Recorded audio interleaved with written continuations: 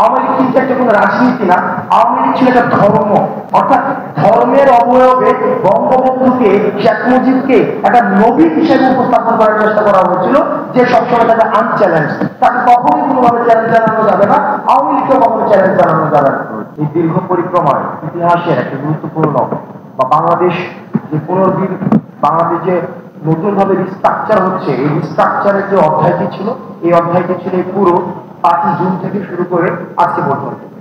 আমি এই সময়টির একটি হিস্ট্রিক্যাল অ্যানালিসিস এবং এই সময়টির তাৎপর্য এবং কিভাবে ভবিষ্যৎ বাংলাদেশ বিনির্মাণে এই সময়টি আমাদের জাতি বিনির্মাণে সবচেয়ে বেশি গুরুত্বপূর্ণ ভূমিকা ছাত্রদের এবং ছাত্র নাগরিকদের জায়গা থেকে পালন করবে, আমি সেই জায়গাটি হচ্ছে প্রকাশ করব।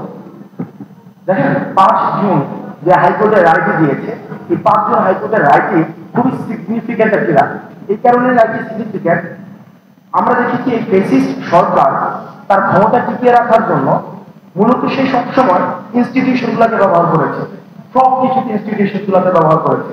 অর্থাৎ হাইকোর্টের ঘাড়ে বন্দুক রেখে, বিচার ব্যবস্থার ঘাড়ে বন্দুক রেখে, স্বাস্থ্য ব্যবস্থার ঘাড়ে বন্দুক রেখে, শিক্ষা ব্যবস্থাকে পুঁজি করে, আমাদের স্বাস্থ্য ব্যবস্থাকে পুঁজি করে, এই যে পুঁজি ভিত্তিক একটি বিভাজনের মধ্য দিয়ে, বিভাজনের মধ্য দিয়ে সবসময় ফ্যাসিজমকে সমূলে প্রচিত করে রাখার চেষ্টা করা সবসময় হয়েছে।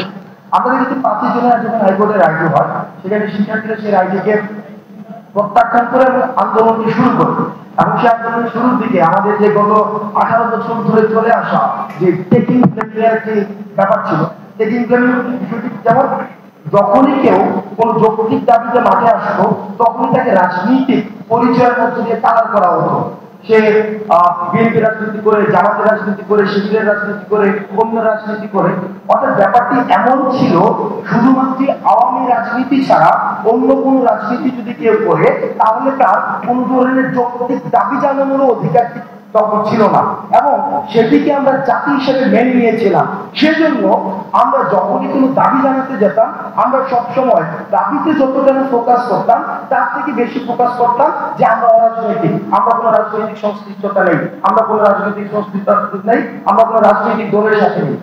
দেখুন, আমাদের মনস্তত্ত্বে, মনোজগতে কি ধরনের সেটি প্রভাব ফেলেছিল।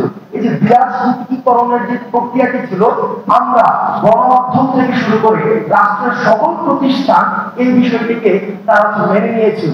অর্থাৎ আওয়ামী রাজনীতির বাইরে, আওয়ামী ধর্মের বাইরে, আওয়ামী লীগ কিন্তু একটা কোনো রাজনীতি না, আওয়ামী লীগ ছিল একটা ধর্ম।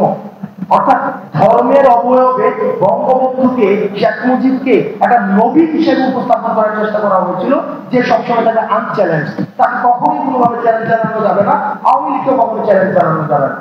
এবং আমরা মনস্তাত্ত্বিক জায়গা থেকে সেই বিষয়টিকে আমরা মেনেও নিয়েছিলাম, এবং এই মেনে নেওয়ার জায়গায় ইন্ধন হিসেবে, ক্যাটালিস্ট হিসেবে কাজ করেছে গণমাধ্যম থেকে শুরু করে ব্যবসা প্রতিষ্ঠান, শিক্ষা প্রতিষ্ঠান, রাষ্ট্রের যে বিভিন্ন ইনস্টিটিউশন গুলো রয়েছে, যারা এখন বিভিন্ন দাবিতে রাস্তায় নেমে আসছে, যারা অন্তর্বর্তীকালীন সরকারকে গঠিত না হতে হতে রাস্তায় বিভিন্ন যৌক্তিক দাবিতে নেমে আসছে। আমি প্রশ্ন রাখতে চাই, আপনারা কোথায় ছিলেন গত 16 বছর ধরে?